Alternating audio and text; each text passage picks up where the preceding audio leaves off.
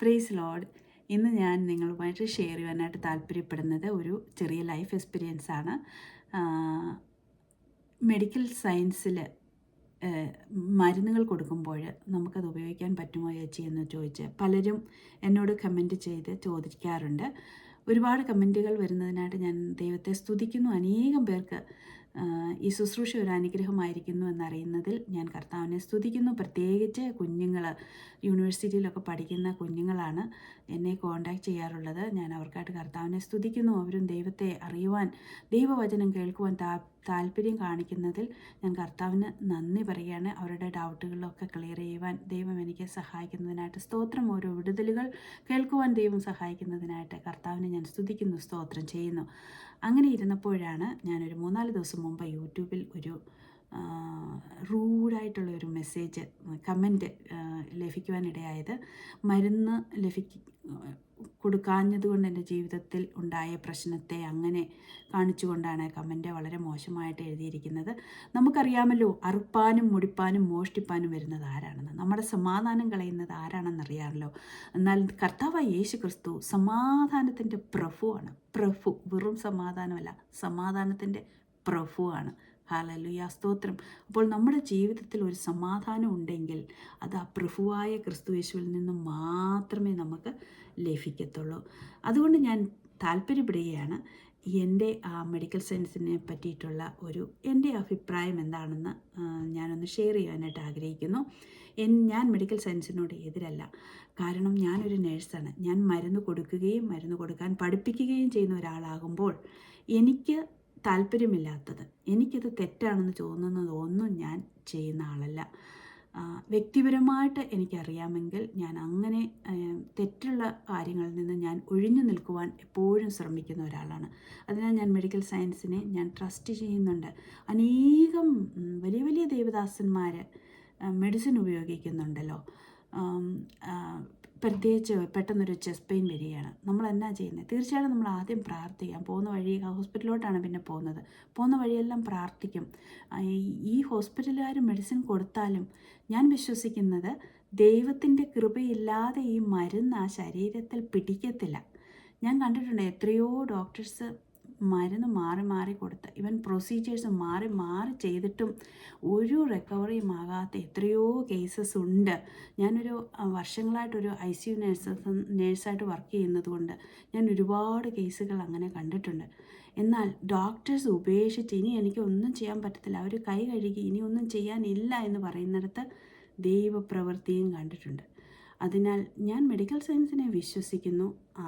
അതിൽ തിരുത്തി പറയേണ്ട ഒരു കാര്യമെന്ന് പറയുന്നത്, ഞാൻ വിശ്വസിക്കുന്നത് ദൈവത്തിൻ്റെ ആ കൃപയില്ല എങ്കിൽ നമ്മളുടെ ഓരോ മരുന്നുകളും മെഡിക്കൽ സയൻസ് ചെയ്യുന്ന ഓരോ പ്രവൃത്തികളും ദൈവത്തിൻ്റെ ആഗ്രഹമില്ലാതെ, ദൈവത്തിൻ്റെ പ്രവൃത്തിയില്ലാതെ അതൊക്കെ വെറും വ്യർത്ഥമായിട്ട് പോകും എന്നാണ് ഞാൻ മനസ്സിലാക്കുന്നത്. ഞാൻ അങ്ങനെ തന്നെയാണ് വിശ്വസിക്കുന്നത്.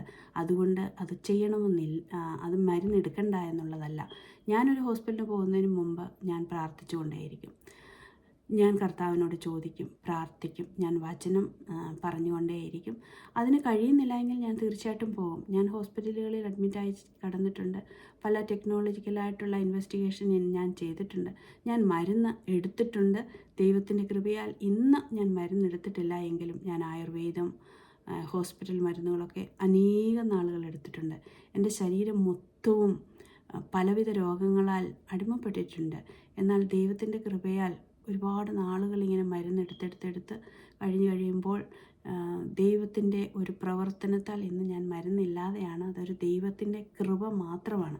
ഞാൻ പല സാക്ഷ്യങ്ങളിൽ പറഞ്ഞിട്ടുണ്ട്, ഞാൻ കണ്ണാടി വെക്കേണ്ടതായിട്ട് വന്നിട്ടില്ല.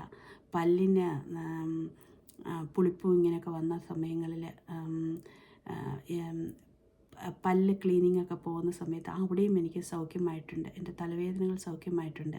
എനിക്ക് ബ്രെയിൻ ഇഞ്ചുറി പോലുള്ള രോഗങ്ങൾ സൗഖ്യമായിട്ടുണ്ട്. ഡയബറ്റിസ് ഉണ്ടായത് എനിക്ക് സൗഖ്യമായിട്ടുണ്ട്. ഇന്ന് ദൈവത്തിൻ്റെ കൃപയാൽ ആരോഗ്യമായിട്ട് ദൈവം എന്നെ സൂക്ഷിക്കുന്ന ആ വലിയ കൃപയ്ക്കായിട്ട് സ്തോത്രം ചെയ്യുന്നു. ഞാൻ മരുന്നെടുത്തിട്ടുണ്ട്. മരുന്നിൽ കൂടി ദൈവം എന്നിൽ പ്രവർത്തിച്ചു എന്ന് ഞാൻ വിശ്വസിക്കുന്നു. പിന്നെ ഒരു കാര്യം പറയുവാൻ വേണ്ടിയിട്ടുള്ളത്, ഈ മരുന്നിൻ്റെ പ്രവർത്തനങ്ങളൊക്കെ നമ്മുടെ ശരീരത്തിൽ പ്രവർത്തിക്കണമെങ്കിൽ ദൈവകൃപ ഉണ്ടെങ്കിലേ പറ്റത്തുള്ളൂ. അതില്ല എങ്കിൽ ഹോസ്പിറ്റലിലുള്ള എല്ലാ പേഷ്യൻറ്റും സൗഖ്യമാകത്തില്ലേ? 80% ഓഫ് മോർട്ടാലിറ്റി നമുക്ക് മരുന്നുകളിൽ കൂടിയും പ്രൊസീജിയർ കൂടിയും ഏർലി ഇൻ്റർവെൻഷനിൽ കൂടിയും സൗഖ്യപ്പെടുത്തുവാൻ സാധിക്കും എന്നാണ് റിസർച്ചേഴ്സ് കണ്ടുപിടിച്ചിട്ടുള്ളതും. അങ്ങനെയാണ് അവർ റിസർച്ച് വഴി എവിഡൻസോടുകൂടി നമുക്ക് മനസ്സിലാക്കി തരുന്നത്. എന്നാൽ ബാക്കി ഉണ്ടല്ലോ 10% 20%, അതിലുള്ളതിലും ദൈവത്തിൻ്റെ കൃപയാൽ സൗഖ്യമാകുന്ന അനേകം കേസുകളുണ്ട്. ഞാനൊരു എക്സാമ്പിൾ പറയുകയാണെങ്കിൽ, എനിക്ക് വ്യക്തിപരമായിട്ട് പേരുകളൊന്നും പറയുവാൻ ഞാൻ ആഗ്രഹിക്കുന്നില്ല. ഒരു രാജ്യത്ത് വലിയ 2 കാർഡിയോളജിസ്റ്റ് ഹസ്ബൻഡ് ആൻഡ് വൈഫുണ്ട്. അവരുടെ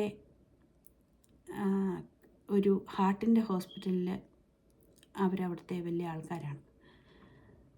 അവരുടെ മോളുടെ ഹസ്ബൻഡ് ഒരിക്കൽ തോന്നുന്നു, എനിക്ക് എക്സാക്ട്ലി അറിയില്ല എത്ര വയസ്സുണ്ടെന്ന്, ഒരു 35 to 40 കാണുമായിരിക്കും. എന്തുമായാലും 40-ലൊക്കെ കുറവാണ്.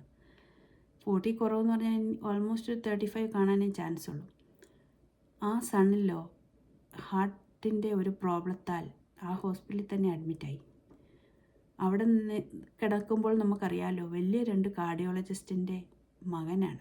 മരുമകനാണെന്ന് പറഞ്ഞാൽ നമുക്ക് മകനെന്ന് പറയാം. മകനേക്കാട്ടിൽ ഇമ്പോർട്ടൻ്റ് ആയിട്ടുള്ള ഒരാൾ, മകളുടെ ഹസ്ബൻഡ്. അവർ പല ട്രീറ്റ്മെൻറ്റും കൊടുത്തു. അവിടെ അഡ്മിറ്റായി കിടക്കുകയാണ്. പ്രൊസീജിയേഴ്സ് എല്ലാം കഴിഞ്ഞു, എല്ലാം സുഖമായിട്ടിരിക്കുന്നു, എല്ലാവരും വീട്ടിൽ പോയെന്ന് തോന്നുന്നു. എന്നാൽ പെട്ടെന്ന് ആ പുള്ളിക്ക് ഒരു കാർഡിയക് അറസ്റ്റ് ഉണ്ടായി. അവിടെ ചെയ്യാൻ പറ്റുന്നതെല്ലാം ചെയ്തു. എന്നാൽ മനുഷ്യൻ്റെ കരങ്ങൾ കുറുകിപ്പോയി, കുഴഞ്ഞുപോയി, താണുപോയി, വീണുപോയി. ആ മകൻ ഈ ലോകത്തിൽ നിന്ന് മാറ്റപ്പെട്ടു. ആ വലിയ 2 കാർഡിയോളജിസ്റ്റിൻ്റെ കൈകൾ, നോളജുകൾ ഒന്നുമല്ല എന്ന് ഞാൻ മനസ്സിലാക്കി. ആരൊക്കെ മനസ്സിലാക്കിയെന്ന് എനിക്കറിയില്ല. എന്നാൽ ഞാൻ ചിന്തിക്കുകയായിരുന്നു, വലിയ കാർഡിയോളജിസ്റ്റാണ് ഹസ്ബൻഡ് ആൻഡ് വൈഫ്. പക്ഷെങ്കിൽ അവരുടെ ആ ജ്ഞാനത്തിനോ ബുദ്ധിക്കോ അറിവിനോ പൈസയ്ക്കോ പൊസിഷനോ ഒന്നും അവരുടെ മകളുടെ ആ ലൈഫ് സേഫ് ചെയ്യുവാൻ, സെക്യൂർ ചെയ്യുവാൻ പറ്റിയില്ല. അത്രയേ ഉള്ളൂ. നമ്മൾ ഓരോരുത്തരും, നമ്മൾ മരുന്ന് കഴിക്കുന്നത് കൊണ്ടല്ല, നമ്മൾ പ്രൊസീജിയർ ചെയ്തതുകൊണ്ടല്ല, അത് ചെയ്യണ്ട എന്നുള്ളതല്ല, അത് ചെയ്യുന്നതിനപ്പുറമായിട്ട് അതിൽ കൂടി പ്രവർത്തിക്കുന്ന ഒരു ദൈവകൃപയിലാണ് ഞാൻ വിശ്വസിക്കുന്നത്. Praise God, hallelujah. ഇയ്യോബിൻ്റെ പുസ്തകത്തിൽ ഇപ്രകാരം പറയുന്നുണ്ടല്ലോ, എല്ലാ ജീവജാലങ്ങളുടെയും പ്രാണനും മനുഷ്യൻ്റെ ജീവനും എല്ലാം ദൈവത്തിൻ്റെ കരങ്ങളിലാണ് ഇരിക്കുന്നത്. ഞാൻ വിശ്വസിക്കുന്നു, എൻ്റെ പ്രാണൻ ദൈവത്തിൻ്റെ കരങ്ങളിലാണ്. ആ ദൈവം അറിയാതെ എനിക്കൊന്നും സംഭവിക്കത്തില്ല. ഇന്നെൻ്റെ ലൈഫ് പോകണമെന്നുണ്ടെങ്കിൽ, എൻ്റെ പ്രാണൻ്റെ ശരീരത്തിൽ നിന്ന് മാറണമെന്നുണ്ടെങ്കിൽ എൻ്റെ ദൈവം അറിയാതെ പറ്റത്തില്ല. എത്ര മരുന്ന് കഴിച്ചാലും എത്ര പ്രൊസീജിയർ ചെയ്താലും ദൈവം തീരുമാനിക്കണം. Hallelujah, praise God. നിങ്ങളെല്ലാവരും സുഖമായിട്ടിരിക്കുന്നു എന്ന് വിശ്വസിക്കുന്നു. ദൈവകൃപയിൽ വളരുന്നതിൽ ഞാൻ അതിയായിട്ട് സന്തോഷിക്കുന്നു. God bless you all.